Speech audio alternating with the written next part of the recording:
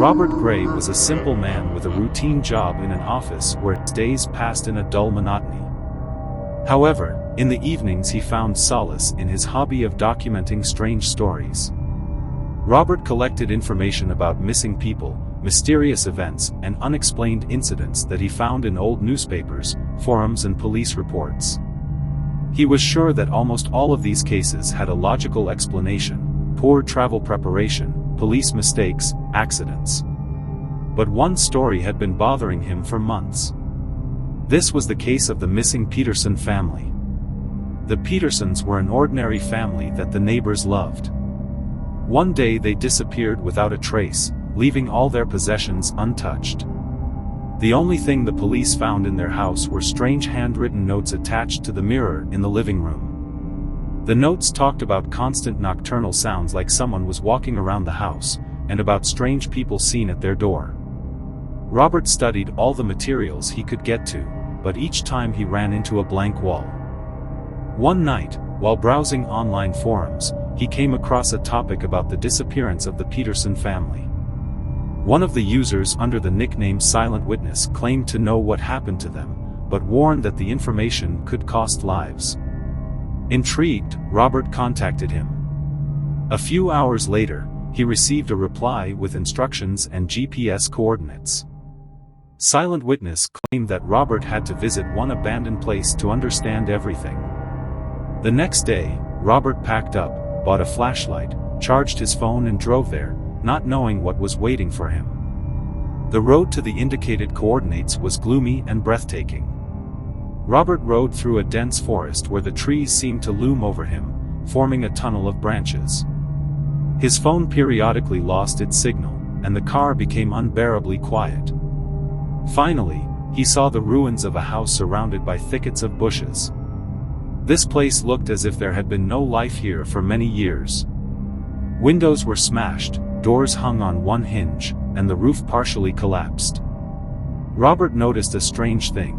There was not a single trace on the ground in front of the house, as if no one had entered it since its construction. With a flashlight in his hand, he went inside.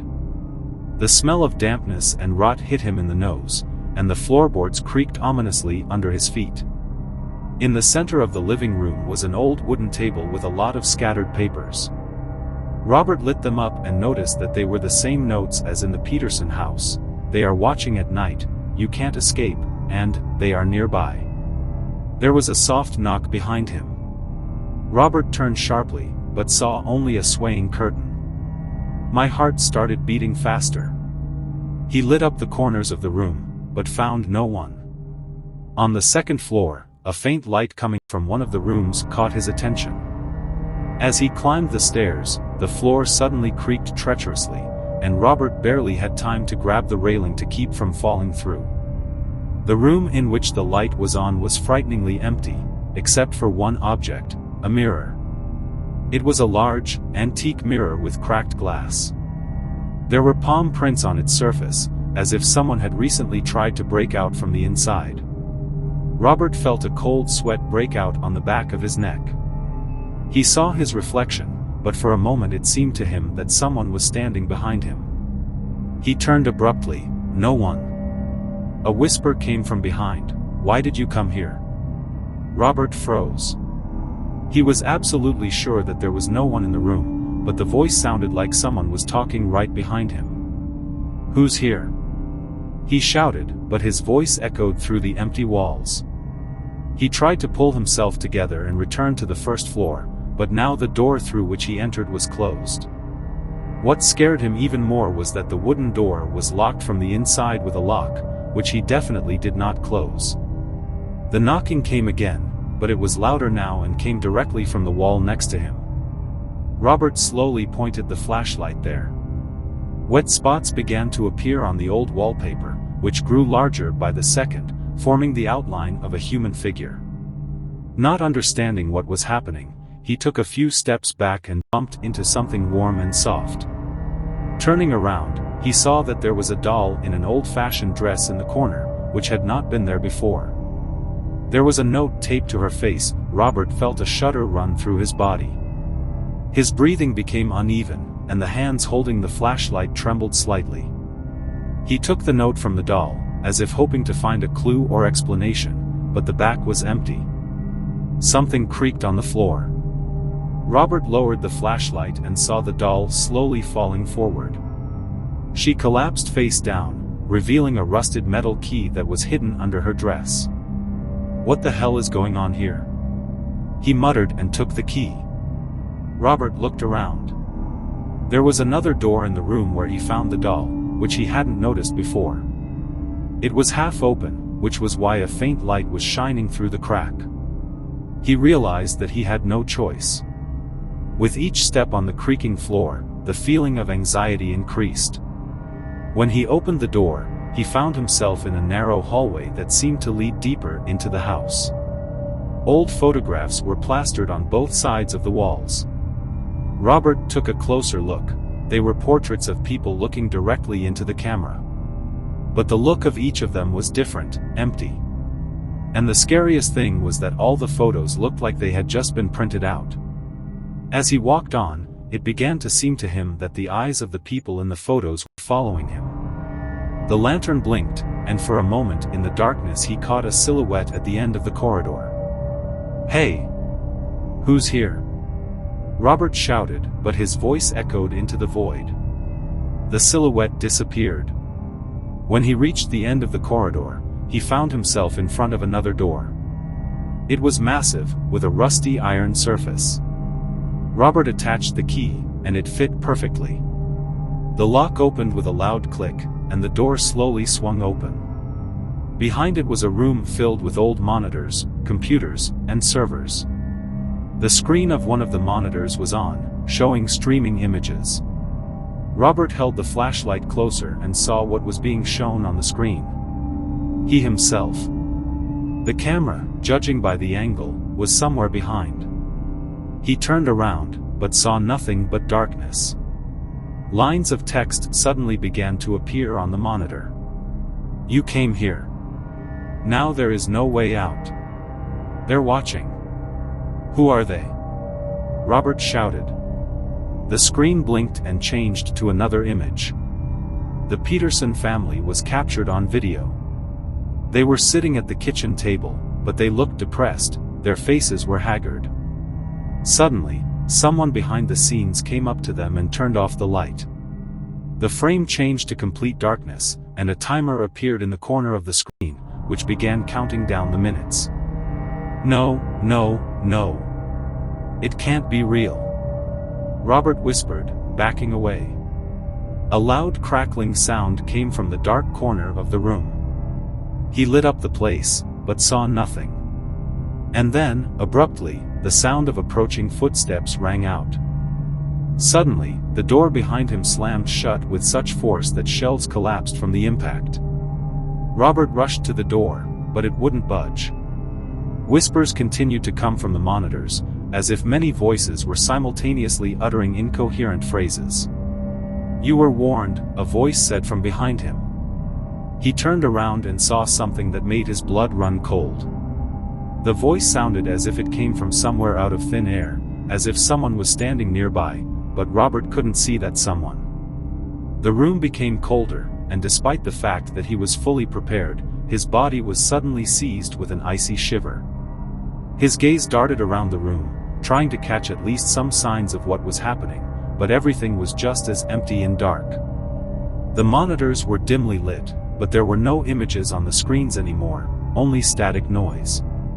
Robert turned to the door in a panic, trying to open it again, but it still wouldn't budge. He pushed her with his whole body, then desperately returned to the table, where some paper documents lay, as if someone had left them especially for him. In one motion, he opened one of the files. His eyes barely caught the lines before the thought flashed through his head: this is impossible. It's simple. It's impossible. The documents contained detailed descriptions of himself, what he did, where he was, how he looked. Some of them even indicated his personal experiences, his secret thoughts, which he never shared with anyone. The feeling that his life was under complete control squeezed his chest. He quickly unfolded another sheet. It read, they're watching you through all the screens. You can't change anything. You can't leave." The door suddenly opened abruptly, and a figure appeared in the darkness, but Robert did not have time to react. He felt himself being pulled inside, as his legs became heavy, and his heart contracted with fear. The voice coming from the darkness said again, "You still don't understand, do you?" And then, in the shadows, Robert finally made out the outline of what stood in front of him. It was not a human being, but something much more strange and menacing. There were no features on his face, just a smooth surface, like an empty canvas on which any shape could arise. Robert felt his thoughts begin to get confused. He took a step back, but immediately felt his back hit the wall. Trapped, he tried to find a way out, but all paths seemed closed. A voice suddenly sounded from behind his shoulder again, "You've always been a part of this. You're just another part of their game." Robert's heart was pounding like crazy, but his body was paralyzed with terror. He saw new figures appear on the mirrored surface on the opposite wall, but they were not real people, they were just empty images, figures without faces, like photographs on the walls. They were all slowly approaching him, their every move synchronized. He abruptly grabbed a glass cup from the table and threw it to the floor with a loud sound. The cup broke into many pieces, but they did not leave a single trace. No noise, no sound, not even the glass shattered. A heartbreaking silence filled the room. Robert felt his eyes begin to lose focus. He was lost in this unimaginable void, unable to understand what was happening, what was being done to him. And so, as if the world around him disappears, he hears the voice again, but now the words are spoken without the slightest hint of emotion. "You have already been here. You've always been here." And the screen went dark again. The monitor screen remained black, but a faint outline of something familiar suddenly began to appear in its center. Robert stared, trying to figure out exactly what he was seeing. Gradually, the image became clearer. It was him. On the screen, Robert was standing in the same room where he was now, looking directly into the camera. But his copy on the screen behaved differently. She didn't move, just stared at him intently, as if studying him. The real Robert took a step back, but the image on the screen remained motionless. Finally, it slowly raised its hand and pointed somewhere to the side. Robert involuntarily followed the direction of his double's finger with his gaze. It was a dark corner of the room that he had previously ignored. Suddenly, a faint but piercing sound was heard from the darkness, as if someone was scratching with nails on metal. "Who's here?" Robert choked out, feeling cold sweat roll down his temples. The noise stopped, but then the footsteps started. At first they were quiet, slow, as if someone was moving carefully, but then they became louder, faster. Robert illuminated the corner with a flashlight, but instead of answers, it brought even more horror. The beam of light seemed to be lost in absolute darkness, illuminating nothing. Then everything happened at the same time. The monitors began to blink, the images changed chaotically, strange faces, scenes of violence, endless rows of data. The silence was broken by the deafening sound of a siren, and then a loud voice rang out, "There is no going back." At that moment, something darted out of the darkness right at Robert. He instinctively raised his hands to defend himself, but felt nothing. The darkness swallowed him up, and he found himself in a complete void. His eyes adjusted to the darkness, and after a few seconds he realized that he was standing in a completely different place. It was a huge hangar filled with dozens of people like him. Everyone stood in the same position, like mannequins, not moving, their eyes were empty. "What is this place?" Robert whispered, looking around. One of the people suddenly turned his head and looked at him. This face was familiar, his own. "Welcome home," the doppelganger said, and the other figures began to slowly turn towards Robert. There was the sound of footsteps from behind. He turned around, but it was too late. Something attacked him, and everything went dark. When he woke up, he couldn't move anymore. He stood among the other figures, completely paralyzed, and his consciousness seemed to float somewhere in the distance. A screen flashed in front of his eyes, showing the house he had been in before.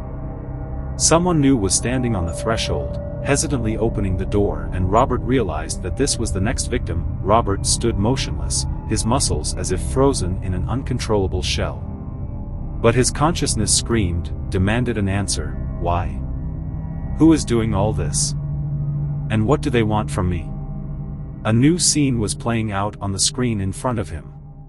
A young guy, maybe 20 years old, appeared in the frame. He looked around awkwardly, holding the phone in his hand and trying to find a signal in an unusually dark place. Robert tried to scream, to warn him, but instead he felt only a dull silence surrounding his body. Suddenly, voices began to sound in the room where Robert was. Whispers, muffled and unintelligible. They came and went, but at some point they became clear. "Move," one of the voices said, low and almost commanding. "You're not done." "It's not over yet," added another, cold and impassive. The light flickered for a moment, and Robert felt his body regain control. But freedom did not bring relief. A figure appeared in the doorway of the room. A man, tall and thin, fully dressed in black, with a face covered by a mask. He was holding what looked like a hunting knife in his hand. "You're here to finish your business," the stranger said, and his voice sounded as if it was heard right inside his head. Robert realized that this game has more cruel rules than he had imagined. He wasn't just being watched, he was being used, turned into a tool for something terrible. "What do you want from me?" Robert choked out, finally able to speak. "A choice." "Your choice," the man replied shortly. A new scene appeared on the screen. That same young guy was now in a locked room. Robert saw him frantically trying to open windows and doors, but all in vain. "If you don't do it, we will." "But you're not leaving." "Never," the stranger said, handing Robert the knife. Robert looked at the weapon in horror, then at the screen. He didn't want to kill, couldn't get over himself. But the thought of what would happen if he didn't comply was even more terrifying. "Why me?" "What is it?" he asked, trying to buy some time. "You opened a door that should have remained closed. You're part of it now. We know all about you, Robert. About your life, about your weaknesses. About those you love. Make a choice. Or we'll do it for you." Another frame was shown on the screen. It was Robert's house. His family could be seen in the windows, unaware that he had fallen into this trap. "You kill one and they'll be safe," the voice said calmly. "Either you refuse, and we're done with them." Robert had no choice. His feet led him to the door leading to the next room, where the victim was. But every cell in his body resisted, screaming that he couldn't do it. He opened the door and saw a young guy. The man immediately noticed him and, seeing the knife in his hand, froze in panic. Hey, wait. What are you doing?" "I do not know who you are, but we can explain everything." The guy backed away, bumping into the wall with his back. "I don't want to, but I have no choice," Robert whispered, but his hands were already shaking, clutching the knife. The guy rushed forward, trying to knock the weapon out of his hands. A struggle ensued, and at some point Robert felt a sharp pain. He saw the blade of the knife sinking into the flesh, but not into the guy, but into his own side. He fell to the floor, clutching at the wound. The guy pulled out a knife, but instead of running away, he stood frozen, looking at Robert. "This is not my game," Robert whispered before consciousness began to fade. At the last moment, he heard the door of the room open again. The masked man came inside, stepping soundlessly on the floor. "Don't worry, Robert," he said. "We know you're not strong enough. We will bring this to an end ourselves."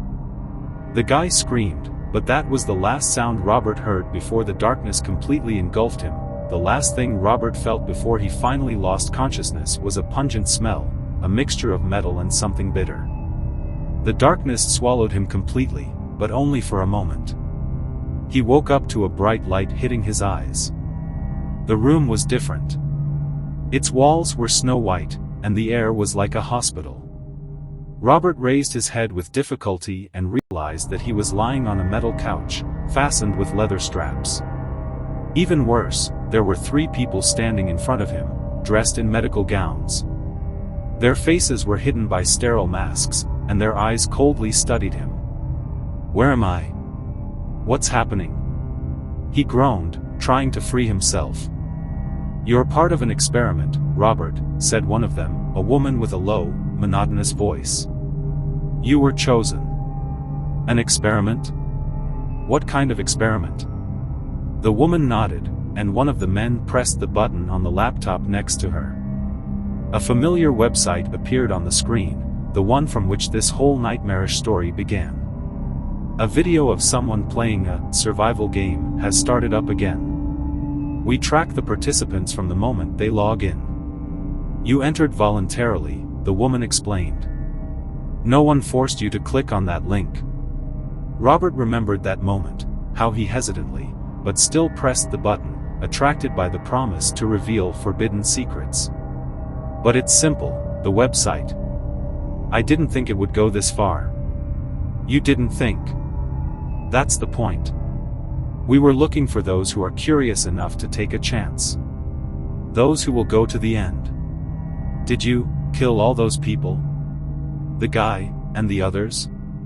Robert growled, feeling his anger rising.